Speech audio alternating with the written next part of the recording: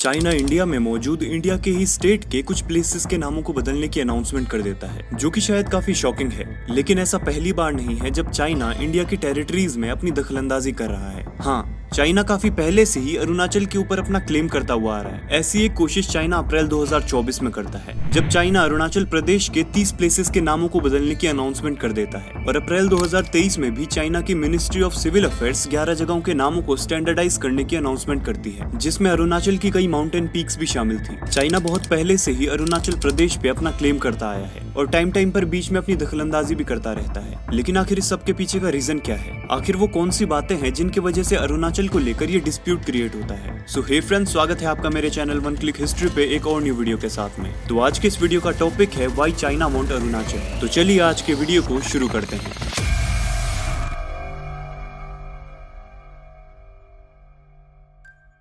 14 April 2017 Chinese ministry of civil affairs 6 official Chinese name issue करती है अरुणाचल में मौजूद 6 जगहों के लिए। ये पहली बार था जब चाइना अरुणाचल में मौजूद जगहों के नामों को स्टैंडर्डाइज करने की अनाउंसमेंट करता है। लेकिन ये सिलसिला यहीं तक नहीं था। चाइना लगभग हर साल इसमें अपनी दखलंदाजी करता रहता है। लगभग 4.5 साल बाद दिसंबर 2021 में चाइना एक दूसरी लिस्ट इशू करता है, जिसमें चाइना 15 ऑफिशियल नेम्स देता है जिन्हें वो अरुणाचल में स्टैंडर्डाइज करना चाहते थे, जिसमें 8 रेसिडेंशियल एरियाज, 4 माउंटेन, 2 रिवर्स और एक माउंटेन पास भी शामिल था। और इस बार तो चाइना ने इन प्लेसेस के लैटिट्यूड और लॉन्गिट्यूड भी इंक्लूड किए थे। इसके बाद चाइना अप्रैल 2023 में एक तीसरी लिस्ट भी इशू करता है, जिसमें वो अरुणाचल के 11 नामों को बदलने की अनाउंसमेंट करता है। और अब की बार जिन जगहों के नामों की लिस्ट इशू हुई थी वो ईटानगर के काफी नजदीक के एरियाज थे, जो कि अरुणाचल की राजधानी है। और एक बार फिर से चाइना की मिनिस्ट्री ऑफ सिविल अफेयर्स एक चौथी लिस्ट भी इशू करती है, जिसमें वो अरुणाचल के 30 प्लेसेस के नामों को बदलने की अनाउंसमेंट करते हैं। और इसका जवाब इंडिया ने हाल ही में दिया है। लेकिन आखिर चाइना अरुणाचल के पीछे पड़ा क्यों है? अरुणाचल से उन्हें ऐसा क्या फायदा है जिसकी वजह से उन्हें अरुणाचल चाहिए?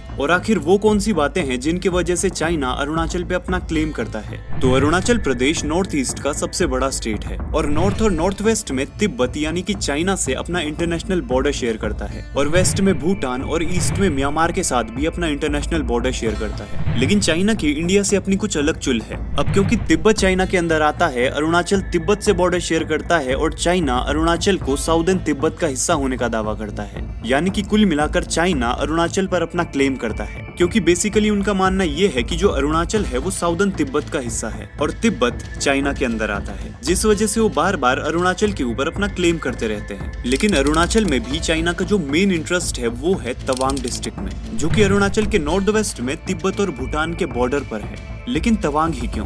तो चाइना का तवांग में मेन इंटरेस्ट कुछ रीजंस की वजह से है। तो तवांग की जो लोकेशन है वो इंडिया, चाइना और भूटान के ट्राई जंक्शन के पास है। तवांग के एक तरफ तो तिब्बत का पठार है, लेकिन दूसरी तरफ नीचे उतरते ही ब्रह्मपुत्र वैली स्टार्ट हो जाती है। इसीलिए तवांग एक माउंटेन पास कॉरिडोर की तरह काम करता है। ये तिब्बत के पठार से नीचे उतरते ही ब्रह्मपुत्र मैदानों में पहुंचने तक के एक रास्ते का काम करता है, जिससे अगर कभी वॉर के टाइम पे चाइना को इंडिया के नॉर्थ ईस्ट में तेजी से एंटर करना होगा तो वो तिब्बत के पठार से उतरकर तवांग से होते हुए सीधे ब्रह्मपुत्र वैली में एंटर कर सकते हैं, जो कि उनके लिए काफी इजी हो जाएगा। और क्योंकि ब्रह्मपुत्र वैली में इंडिया के काफी सैनिक अड्डे, तेल रिफाइनरीज और पॉपुलेटेड एरियाज हैं, तो सेफ्टी के अकॉर्डिंग ये इंडिया के लिए काफी सेंसिटिव एरिया हो सकता है। तो इसी वजह से तवांग नॉर्थ ईस्ट में पहले सुरक्षा कवच की तरह काम करता है, जो कि चाइना को डायरेक्ट ब्रह्मपुत्र वैली में एंटर करने से रोकता है। तो बेसिकली तवांग एक ऐसा एरिया है जहाँ से आप डायरेक्टली हिमालय से मैदानी प्लेन्स में एंटर कर सकते हैं, और ऐसे रास्ते हर जगह नहीं मिलते। तो अगर लॉजिकली देखा जाए तो ये एक बहुत ही इंपॉर्टेंट माउंटेन पास कॉरिडोर है। तो चाइना के पॉइंट ऑफ व्यू से अगर देखा जाए तो तवांग अगर उन्हें मिल जाता है तो वो इंडिया में इजीली एंटर कर सकते हैं, जो कि उनके लिए एक बहुत ही अच्छी बात और इंडिया के लिए एक बहुत ही खराब बात हो सकती है। और यही रीजन है कि चाइना का मेन इंटरेस्ट तवांग डिस्ट्रिक्ट में है, और इसी वजह से चाइना टाइम टाइम पर अरुणाचल पर अपना क्लेम करता रहता है, क्योंकि ये जगह उनके लिए काफी बड़ा एडवांटेज लेकर आती है। तो ये थी आज की इन्फॉर्मेशन। उम्मीद करूंगा आपको ये वीडियो पसंद आया होगा, और अगर पसंद आया हो तो वीडियो को लाइक करना मत भूलना और चैनल को सब्सक्राइब करके ऑल के बटन को दबा देना, ताकि इसी तरह की और वीडियोस आपको टाइम टाइम पर मिलते रहे। तो मिलते हैं ऐसी एक नेक्स्ट वीडियो में, तब तक बाय बाय,